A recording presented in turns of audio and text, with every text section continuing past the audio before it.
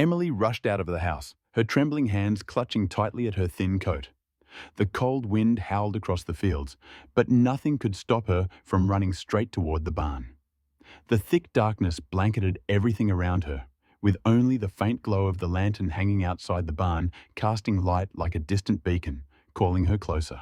She halted in front of the heavy wooden door, her heart pounding so violently it felt as if it would burst from her chest. Inside, the soft but deliberate sound of hooves shuffling echoed, as if the horse was waiting for her, or perhaps already knew she was coming. Emily pushed the door open, the creak of the hinges slicing through the suffocating silence. Sterling stood there, tall and majestic, his deep black eyes staring directly at her. She swallowed hard, taking slow, deliberate steps toward the horse. The air in the barn felt heavy, as if every breath and every movement carried a significance she couldn't quite explain. "You were waiting for me, weren't you?" Her voice came out barely above a whisper, soft like a confession. Sterling tilted his head slightly, a small gesture that felt like an answer. There was something in his gaze, a profound understanding, a wordless whisper that held Emily frozen in place, unable to look away. For the first time in years, she felt truly seen, truly heard, in a way she never had with Daniel. A powerful surge of emotion coursed through her, both comforting and perilous. She reached out her hand, brushing against Sterling's mane, feeling the warmth of his body seep into her fingertips. It was like an electric current running down her spine, and in that moment she realized her life had irreversibly changed. Outside, the wind continued to howl, but Emily no longer noticed. Everything else around her faded into silence. There was only her, Sterling, and a burgeoning secret threading its way through the shadows, like a flame poised to ignite. Emily stood still in the barn, her hand resting gently on Sterling's mane, her gaze lost in the distant void. She closed her eyes and inhaled deeply, filling her lungs with the scent of dry hay, damp earth, and the warm breath of the horse standing silently beside her. In this tranquil space, she felt as though she had escaped it all. The cold, lifeless house, Daniel's vacant stares, and the gnawing loneliness that had eaten away at her soul for years. Memories rushed over her like a tidal wave. There had been a time when Emily believed love could conquer everything. She and Daniel were once like blazing flames, unstoppable and inseparable. She remembered the first time they met, how Daniel had made her laugh until tears streamed down her face with his wit and natural charm. She recalled the long evenings spent by the fire, sharing dreams of a bright future. Back then, Daniel had promised he would always be by her side, building a life together they could both cherish. But those promises had become a luxury. As the years passed, Daniel had thrown himself into his work. Endless meetings and business trips that stretched so long, Emily could no longer remember the last time they had dinner together without his phone buzzing incessantly. Every time he came home, it was like hosting a stranger. He'd walk in, drop his bag, give her a quick hug, and disappear behind the screen of his laptop. Emily had really tried to hold on. She had prepared romantic dinners, tried to revive their old conversations, but Daniel always dismissed her with the same weary refrain. "I'm too tired, Emily. Can we talk later?" But later never came. She used to believe that time could heal everything, but instead, it only widened the chasm between them. Daniel wasn't a bad man. He wasn't unfaithful, angry, or neglectful in the conventional sense. But his indifference had made Emily feel like she was slowly fading, becoming a ghost in her own marriage. When Daniel bought Sterling, she thought it was just another fleeting interest of his. But Sterling had become the only bright spot in Emily's otherwise monotonous days. In the horse's deep, soulful eyes, she found a peace she hadn't felt in years. But it wasn't just that. Emily couldn't forget the first time she met Evelyn, the horse trainer Daniel had hired. Evelyn was a formidable woman with sharp eyes that seemed to pierce through every facade, and an air of quiet sorrow that hinted at her own wounds. Evelyn didn't speak much, but when she did, her words hit like arrows, straight to truths Emily had long avoided. She remembered that afternoon when she and Evelyn stood outside the barn talking about Sterling. Evelyn had looked directly at her gaze as though peeling back every layer of Emily's soul, and said a sentence Emily would never forget. "You know, horses like Sterling can sense what humans refuse to admit. Sometimes it's loneliness that forges the strongest bond." At the time, Emily had only smiled politely and brushed it off. But now, as she stood before Sterling, Evelyn's words echoed in her mind like a prophecy. She didn't want to acknowledge it, but perhaps Evelyn had been right. It was her loneliness, the emptiness Daniel couldn't fill. That had slowly drawn her closer to Sterling, step by step. She ran her hand softly through Sterling's mane, feeling the warmth beneath her palm. "You know, Sterling," she whispered, "sometimes I wish I could be a horse like you. No worries, no battles to fight, just freedom." Sterling didn't answer, of course, but his gaze seemed to say he understood. And in that moment, Emily felt a fleeting sense of relief. Yet deep down, she knew everything was changing, and there was no way to turn back. The moonlight stretched across the fields, illuminating the narrow path leading to the barn. Emily walked slowly, step by step, as though an invisible force was pulling her towards Sterling. The wind grew stronger, colder, but she didn't care. Something inside her was stirring. A tempest, both vague and overwhelming, as if her heart was urging her towards something her mind couldn't comprehend. The barn door creaked open, the hinges groaning into the stillness of the night. Sterling stood there, his deep, shadowy eyes reflecting the moonlight. In that moment, Emily felt the world around her dissolve. Daniel was gone. The cold, distant phone calls, the lonely, endless evenings had vanished. There was only her and Sterling, as though they belonged to each other in a way that required no explanation. "You were waiting for me again, weren't you?" she whispered, her voice sounding like a stolen secret. She stepped closer, her hand brushing gently against Sterling's sleek black mane. The horse's warm breath puffed softly against her, soothing and silent, like a quiet reassurance. She stroked him, letting her fingers glide over the smooth strands of his coat. The weight in her chest seemed to lift, replaced by a calm so rare it almost felt foreign. But then, the moment shifted. Emily couldn't recall what made her do it. Perhaps it was the way Sterling's eyes held hers, or the slight tilt of his head that seemed to acknowledge her touch. Perhaps it was the storm inside her, the loneliness, the yearning, the hollow void she had been unable to fill. Her hand stopped on the side of his face, her palm pressed gently against his warmth. She closed her eyes and took a deep breath. But even that breath trembled. "Sterling!" His name slipped from her lips, not as a call, but as a confession. The horse shifted slightly, lowering his head as if in response. The way he stood, motionless, yet full of understanding, made Emily feel as though he could read the very thoughts swirling in her mind. His gaze met hers, deep, unjudging, demanding nothing, yet so magnetic she couldn't look away. Her breathing grew heavier. She moved closer, as though the space between them was an unbearable chasm that needed to be bridged. A long moment stretched between them, silent but thick with anticipation. Her hand came to rest on Sterling's chest, feeling the steady, powerful rhythm of his heart beneath her fingers. But her own heart was a chaotic drumbeat threatening to shatter her composure. She stopped thinking. For the first time in her life, all reason, all notions of morality, every voice of logic, were silenced. She was left only with the rawness of her emotions, or perhaps a part of her she had repressed for far too long. One small step, a slight lean forward, and Emily's world came crashing down. She was no longer herself. She was no longer the tired, hollow version of Emily she had been. She was simply a woman consumed by feelings she had never known before. But then, a faint noise broke the spell. Emily jerked back as if she had been yanked out of a fevered dream. A dim beam of light sliced through the barn, and her heart stopped. In that instant, Evelyn stood in the doorway. The sharp-eyed horse trainer's gaze fixed on Emily like a dagger. She didn't say a word, but Emily knew. Evelyn had seen everything. The air in the barn felt frozen. Evelyn didn't move. Her expression, a mix of surprise and cold calculation, as though she was piecing together the scene she had just walked in on. Emily opened her mouth to speak, but no words came out. She could feel her breath rising in the cold night air, like an unspoken confession. Shame, guilt, and fear pressed down on her chest. Yet somewhere deep inside, she felt an odd sense of relief. Relief that finally, her secret was no longer hers alone to bear. "Emily," Evelyn's voice broke the silence, calm but firm. "What do you think you're doing?" The simple question cut through the air like a knife. Evelyn stepped into the barn, her movements slow but purposeful. Emily stumbled back, but Sterling stood unmoving, like an anchor holding her in the eye of the storm. I don't know," Emily stammered, her voice weak and trembling. Evelyn stopped just a few feet from her, her sharp gaze boring into Emily's very soul. "Do you understand where this is heading?" Evelyn asked, her voice low, but each word landing like a blow. "You're playing with fire, Emily, and once it burns, there will be nothing left to salvage." Emily couldn't respond. She simply stood there, face to face with Evelyn, and the maelstrom of emotions tearing through her. She knew Evelyn was right. She knew the truth in those words.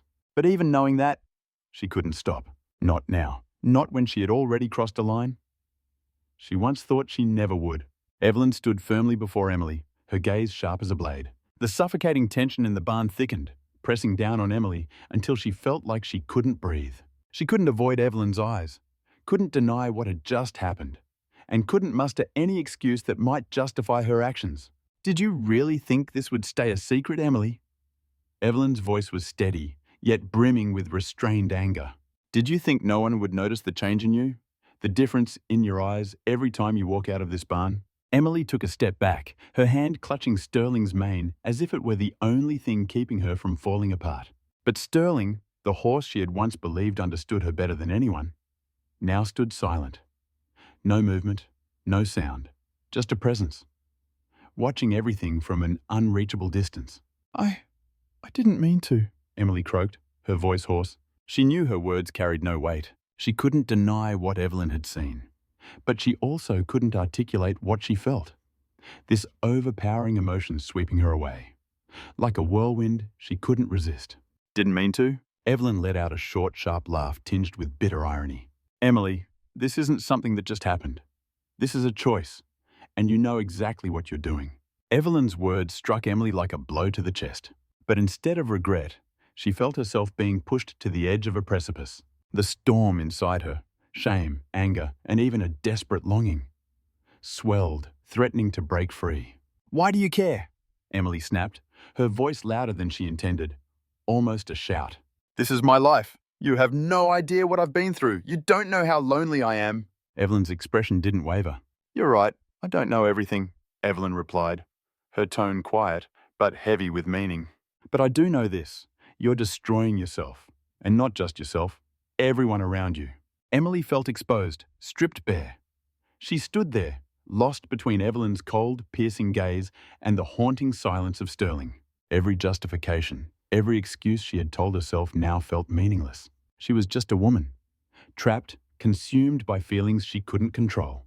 "Daniel will never understand," Emily said, her voice dropping to a whisper. She turned her face away, her eyes catching the moonlight streaming through the cracks in the barn wall. "He's never understood me, not really. And that's why you're doing this." Evelyn stepped closer, the distance between them shrinking to just a few steps.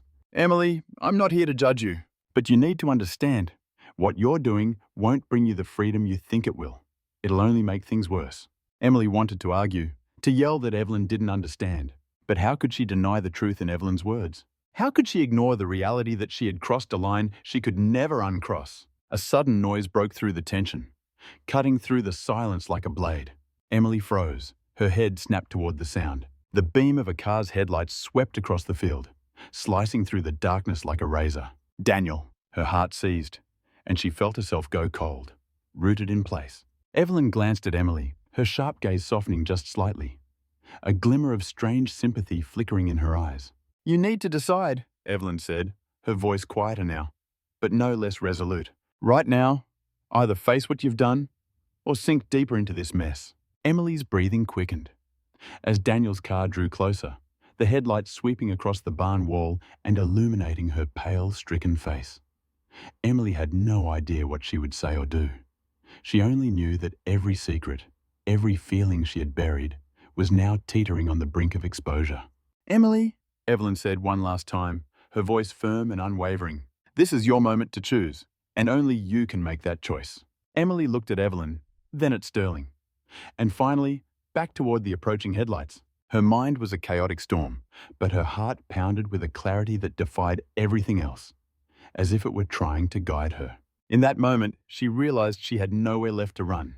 The headlights cut sharply through the darkness, illuminating the barn door and etching every detail of Emily's anxious face into stark clarity. She stood motionless, as if time itself had stopped. Evelyn took a step back, leaving space for Emily, though she didn't leave.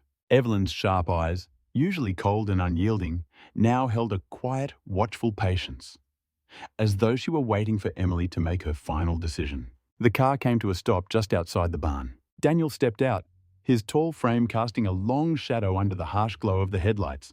The car door slammed shut with a dry thud, and silence reclaimed the air. He hesitated, scanning the area briefly before moving toward the barn. "Emily, are you in there?"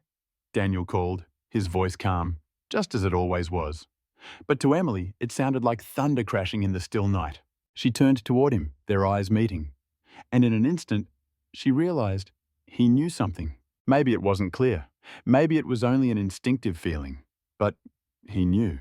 "I couldn't sleep," she said, her voice steadying as best as she could manage, though the tremor in her breath betrayed her. "I just wanted to check on Sterling." Daniel stepped into the barn, his eyes moving from Emily to Evelyn, who stood a few steps away, silent and still, like a shadow. His brows furrowed slightly, his gaze shifting between the two women, picking up on the unspoken tension that hung heavy in the cramped space. "Is something going on?" he asked, his tone inquisitive, his eyes probing. Evelyn didn't answer.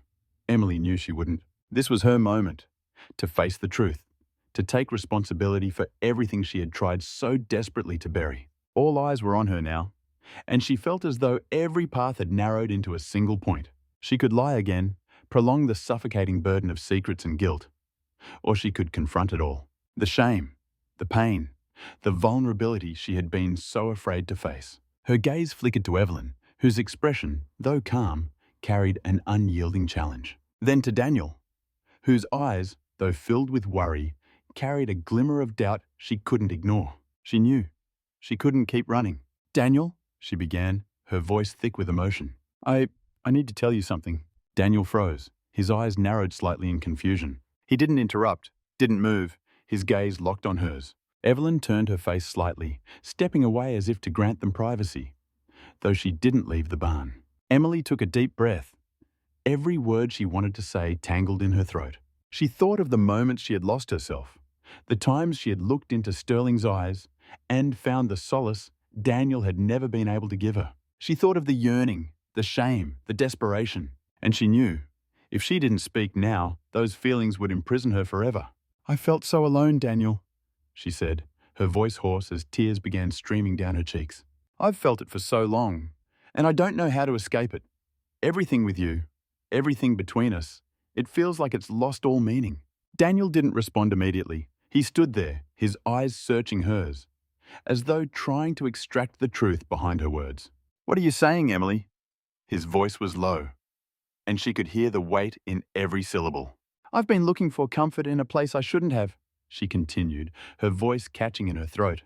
I've lost my way, Daniel. I don't know how to explain it, but I've crossed a line." Daniel stepped back. His eyes widened slightly, as though he couldn't believe what he was hearing. "Crossed a line?" he repeated, his voice rough, barely audible. Emily felt her chest constrict, as if her heart were being squeezed by an invisible hand. "I don't know how to explain it," she said. "I just know that I've let myself go too far, and I can't take it back." She braced herself for Daniel's anger, for him to yell, to storm out. But he didn't. He just stood there, looking at her, his face a tangle of emotions she couldn't decipher. Finally he spoke, his voice heavy. "Do you still love me, Emily?" That simple question shattered what little defenses she had left. Emily looked at him, tears streaming freely now. "I don't know. Daniel, I don't know anymore, but I want to find it again."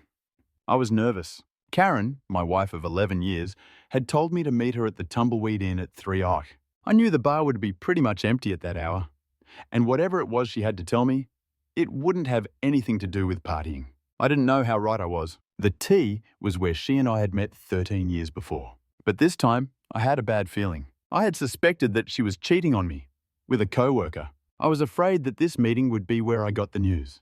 There had been signs. Late nights at the office, where she worked as a secretary to the boss. Disinterest in sex, at least with me. New clothes, provocative clothes, in her closet. Clothes she never wore around me. And much reduced interest in even talking to me.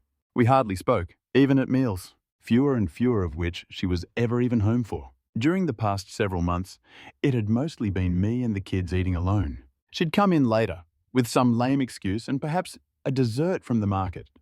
For the children, Max and Megan, 10 years old.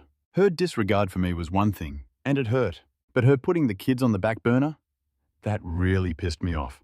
There were only a few cars in the lot when I pulled into the T. I had resolved to play it cool. If she was going to say what I suspected, I was expecting a tell-all based on a conversation I had partially overheard 2 nights earlier. Yes, okay, I agree. Tuesday. Yes, I'll get him there. Well, it was Tuesday. It was 3 o'clock, and she had gotten me there. I sat in the car for a few moments thinking, what if she was with the a-hole? What should I do? The wisdom imparted by my father years ago echoed in my mind. It had proven invaluable in my business endeavors. Do nothing, son, unless you're certain of your course of action. Remain silent. Let your adversary puzzle it out. The less you reveal, the greater their concern. And if they aren't concerned, they're exposed, allowing you to strategize at your discretion. Remember, your words betray your thoughts, even when you're unaware. Simply stay quiet. Withdraw. Attend to matters later, armed with all the necessary information and a solid plan. As I reminisced, a fond smile crossed my face. I cherished the memory of my father's guidance. I felt his presence, as though he were guiding me from above. In gratitude, I silently thanked him for his sage advice. Turning inward, I noticed her, seated at the bar, with a stranger. Yet this wasn't entirely unexpected. My business, Steinbeck Incorporated, had consumed much of my time over the past decade, leaving little opportunity for socializing with her colleagues. As an electrical engineer, my company specialized in designing wiring and electrical systems for various construction firms. It kept me fully occupied during the day. I walked over to the 2 of them. She sensed my presence and turned. "Hello, Mark," she said. "Not hello, honey, no peck on the cheek, just hello, Mark," I said, and I said it pointedly. "What's up?" The man turned and faced me. "Mr. Steinbeck, or would you prefer I call you Mark?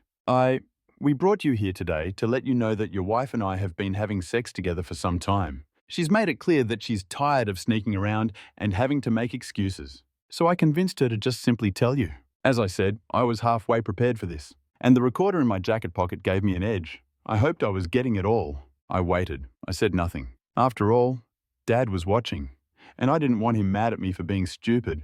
Karen said my name, waiting for me to say something. But I remained silent. She must have decided I was in shock or something, so she started talking. "Mark, it has been so hard keeping this from you. I don't want you to feel hurt. I have no intention of leaving you. It's just, well, sex with Jason here is just too much for me to give up. I hope you can understand. I just can't keep this from you any longer. You deserve to know," she said. I wasn't sure just how aware she was of how stupid her argument sounded. Karen had not finished college, for obvious reasons, but I had never considered her actually dumb until that moment. As for the military genius she was trading me in for, well, enough said. I walked to the end of the bar, where the barkeep was trying not to hear what he couldn't help but hear. I ordered what was on tap. He brought it. I sipped it, said nothing. The 2 of them watched me. I could see confusion on both of their faces. I finished my beer and left. I could feel their eyes following me as I exited the building. I felt good for the first time in months. I felt that I had the upper hand. I might have been imagining it, but it was definitely how I was feeling. I went directly home. The kids would be waiting for me. I kissed the kids hello and laughed. Told them it was going to be a good weekend for them. They yelped and cheered. And we went to get ice cream. I told them of my plan, which I had formulated earlier that day. They would be staying with their Aunt Susan and Uncle Dak for the weekend. They loved my sister and brother-in-law.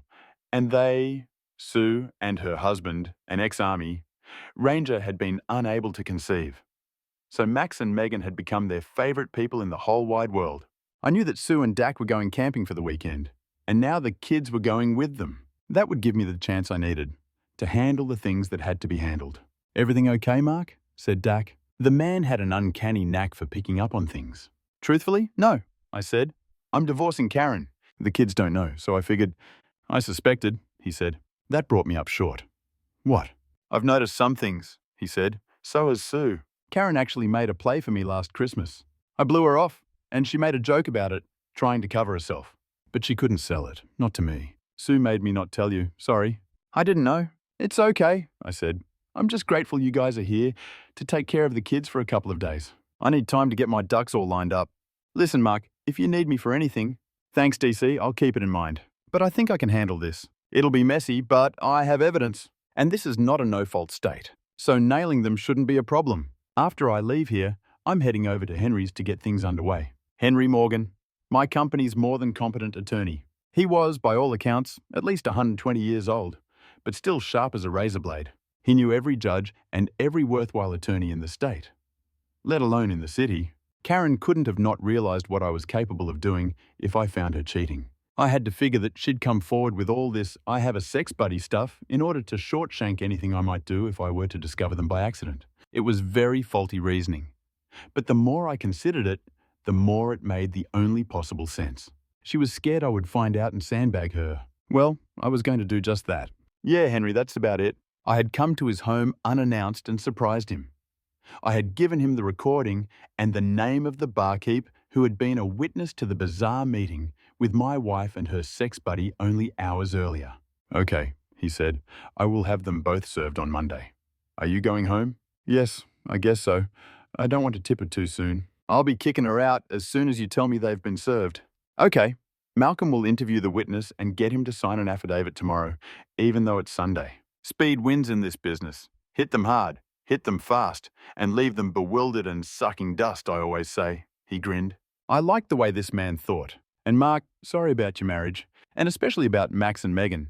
Anything you need? Thanks, Henry. I appreciate it. I left feeling very, very good. I had an ex-ranger and a real nasty-ass lawyer running point. Now all I had to do was sit back and let the sock hit the fan. I had told Henry to deny her anything whatsoever. She was to get nothing. He said it wouldn't be a problem. With any other attorney, I knew I'd likely have to split everything with her. However, her actions, as validated by the recording, according to Henry, would provide him with the leverage to decimate her in court. If Henry asserted it, it held undeniable truth. That much I was certain of. I felt increasingly reassured as I made my way home, potentially for the last weekend with my soon-to-be ex-wife. Upon arrival, I was taken aback to find an unfamiliar car parked in the driveway. It had to belong to Jason. The evening was descending, and I wondered if I might be fortunate enough to catch a glimpse of the lovers. Parking a couple houses down, I stealthily approached the house. The lights were off. As I neared, I noticed Rex Stillman, my next-door neighbor, wheeling the trash out to the curb. Rex was a police officer. I positioned myself directly beside the unfamiliar car and made eye contact with him. He waved, and I nodded. He had seen the car. I was relieved. Another witness. I made a mental note of the jerk's license plate number. I would give it to Henry tomorrow, along with Rex's name and address, and maybe a couple of pics, if I could get them. I entered the backyard, as though going to get my trash bins to bring them out. Rex had gone back in by then, so I could still try to sneak in and get my pics. They were in the front room. I pulled out my cell and shot them through the sliding glass doors at the back. Thank God for modern cell phones. He was doing her from behind while she knelt on the couch. I got about 10 pictures, put away my cell, and entered noisily through the sliding glass door. They heard me, the two turned, looked at me, and continued doing what they were doing. I went upstairs. The nerve, I thought. I'd seen it, but I waited. About 15 minutes later, I heard the front door downstairs open and close, and then the roar of the a-hole's engine as he drove off. I waited a minute or two more, then went back downstairs, heading for the kitchen. I heard the shower running as I passed the downstairs bathroom. I poured myself a cup of coffee and waited. This was going to be interesting. 10 minutes later, she came and joined me. You okay? She asked. Her voice was kind. I didn't say anything. I just sipped the coffee and waited for her to say something meaningful. It concerned me that she didn't even think to ask about the kids. This woman was not the woman I had married more than a decade ago. Mark, we have to talk. The kids are at my sister's. Thought you might like to know. What? Oh, yes, I noticed they weren't here when I got home. She looked flustered now. Look, are you okay? I just wanted to be upfront and honest with you. I didn't like sneaking around. You're a good man, and you deserve better. It's just sex, Mark, only sex. I will deny you nothing when we are together, and Jason knows that. And he's okay with it. He's a good man. It was his idea not to hide things from you anymore. I couldn't resist. Sorry, Dad. So I can have sex with my lawfully wedded wife. And Jason's okay with that. Damn, that's very nice of him. No need to be sarcastic, Mark. Honesty is always the best policy, you know, she said. She actually said that. Evidently, breaking her wedding vows was an exception to the rule. I had to smile. I couldn't help it. Mark, damn it, say something, she commanded. What do you want me to say? If I said to call him and tell him it's over, would you?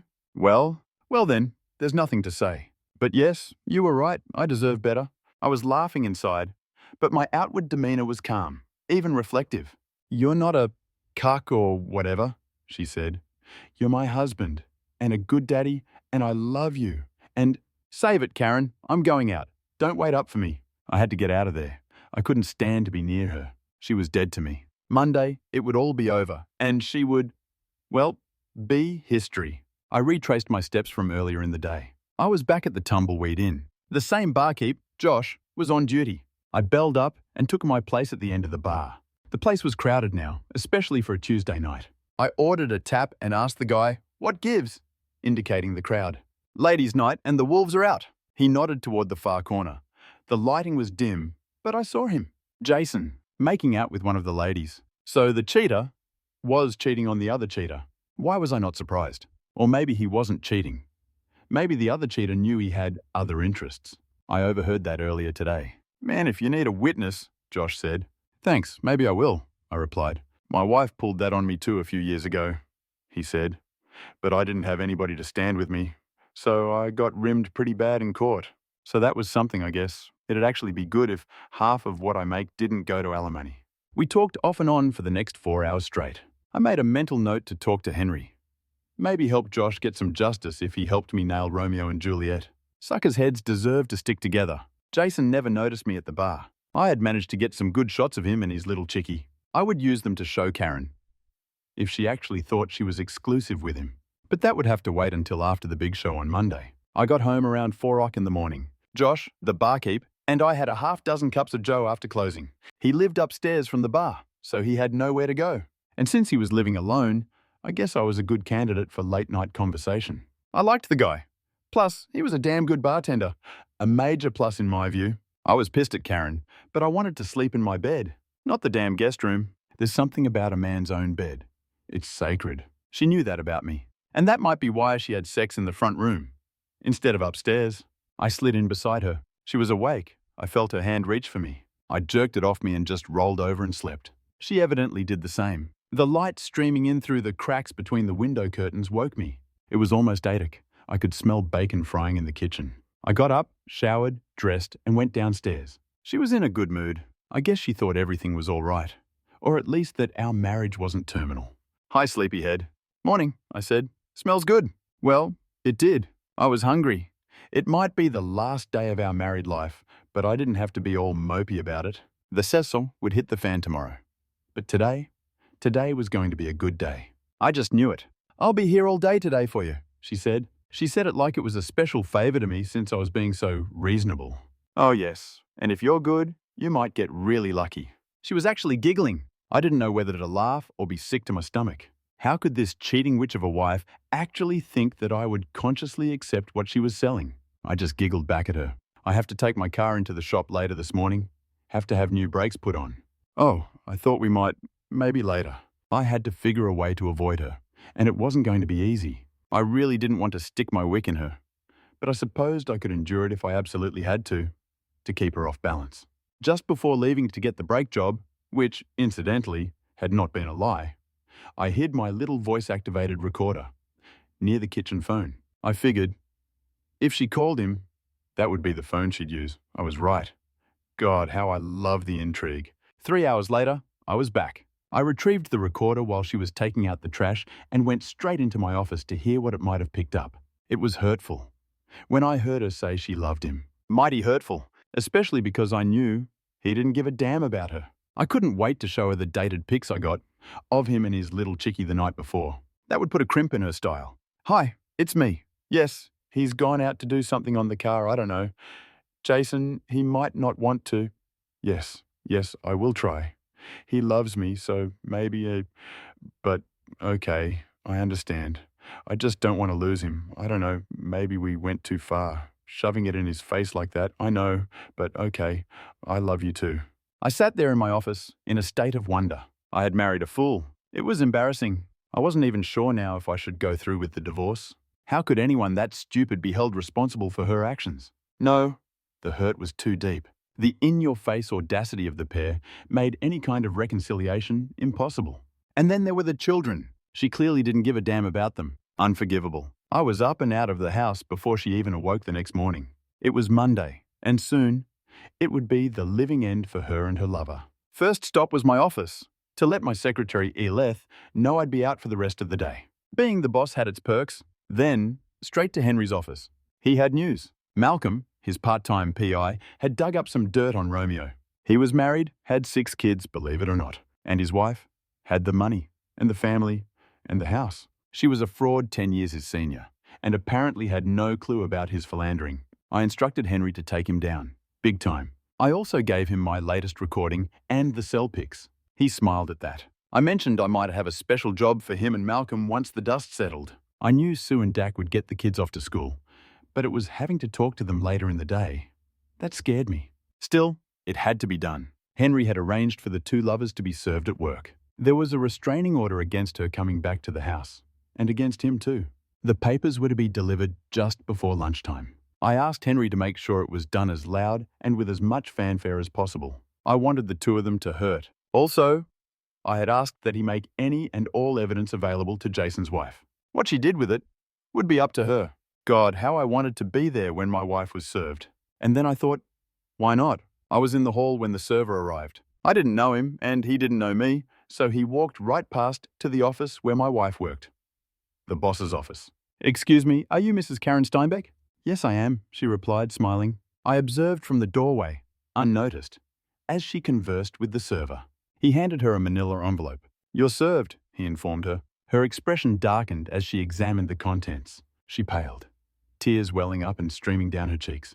Collapsing into a chair, her boss approached and attempted to offer solace. I made my presence more conspicuous. Her gaze met mine, wide with surprise. "Mark, why?" she questioned, her voice quavering. Unable to resist, I replied, "Sorry again, Dad. As you said, I deserve better." And I departed. Though physically absent, I later learned that Jason had met a similar fate, fainting upon realizing the gravity of his situation. In the end, he lost everything: wife, children, home, career. I had misjudged one thing. Karen wasn't the biggest fool in the world. She was merely the second. A few days later, I sat in Henry's office, sipping on a steaming cup of coffee. "So, do you think you can help him, since it's so long after the fact?" "Yes, I think so. The lady has a lot of skeletons in her closet, and she's more than willing to revisit the conditions of their divorce, in order to keep them hush-hush. Get the alimony dumped, I mean.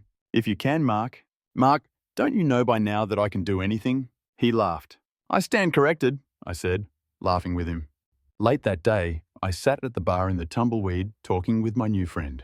"Jesus," he said, "if what you say is true, you'll never have to pay for another tap in here again. I can't tell you how much I appreciate it, especially since she rubbed my nose in it so bad at the time." "Glad I could help," I said. "Karen ended up with nothing from our marriage. But, miracle of miracles, she wasn't fired. She'd been with her boss for so long that he let her indiscretion slide. This once, Jason, was history as previously related." I met with Karen the day after the big show. I had something I wanted to give her. I knew I risked having to listen to her beg and plead. But this one was worth it. "Mark, isn't there some way? I mean, the children..." That was the card I knew she was going to play. And I shot her down. "You've shown no interest in the children in months, Karen. That boyfriend of yours has had your full attention. Mark, he's a good man. He's like you in so many ways. I think that's why I fell for him in the first place. He loves..." "Me too. That's why we tried so hard to make you understand. It was for you that we bared our hearts and souls. And now you've seen fit to destroy us. All of us. Even the children. How could you?" The tears came again. But this time, she had really pissed me off, making it my fault. God, I was mad. "Mark, it's not too late," she said. "There's still in us. If you want it. I know I can make Jason understand that you have needs too. You'll still be my number one. You're the father of my children. How could you ever be otherwise? Jason is outside of us, not part of us. I will make you a very happy man if you only give me the chance." I was almost speechless. I couldn't even get mad. This was beyond dumb, stupid, moronic. She actually believed her own nonsense. She needed help. But somebody else was going to have to provide it, because she was history to me. "Karen," I said, "I came here today to see you for 2 reasons. 1, I'm going to allow you unrestricted visitation with the children, but never your lovers. I'm going to give you some money to get you into a new starter apartment. But then, you'll have to fend for yourself. The condition for this, largesse, is that you do not in any way contest the divorce. If you do, I will come at you with everything I have. And Karen, you have no idea what I'm capable of." Am I clear so far? She stared at me. It was clear she had hoped, hoped against hope, that I would take her back, that I'd be okay with her keeping on with world-class number one. Like I said, she was going to need help. Number 2, are these? I pushed a manila folder toward her. Please check the dates at the bottom of the photographs. They were the photos I'd taken Saturday night, of Jason and his little chickie. She pulled them out and stared. But these are from last Saturday night. Yeah, you're not his true love. You never were. He's a player. Have a nice life. I rose, threw a 20 on the table for the waitress, and left. She was shedding the tears of the despairing as I exited the building. Second story. I found out my wife cheated, and my kids aren't mine. A twist from a parallel world, or perhaps the same one, years later. Not to make the story too long, but I found out that my wife cheated, and the kids we had together weren't mine.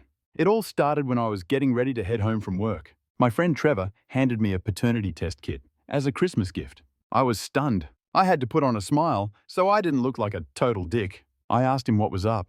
That's when he told me he'd seen my wife at a restaurant while she was on a work trip. Coincidentally, Trevor had been driving by on his way to see his dad, who'd been hospitalized after a fall. Stopped at a red light, he looked over and saw my wife, holding hands with a man in a suit.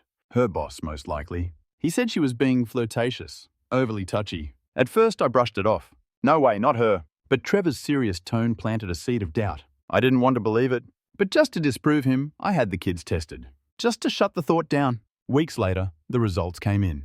She wasn't home. I opened the envelope alone, and my world shattered. The children I had raised weren't mine. Biologically, it hit me like a freight train. For the first time in my life, I raised my voice. I was sobbing, broken.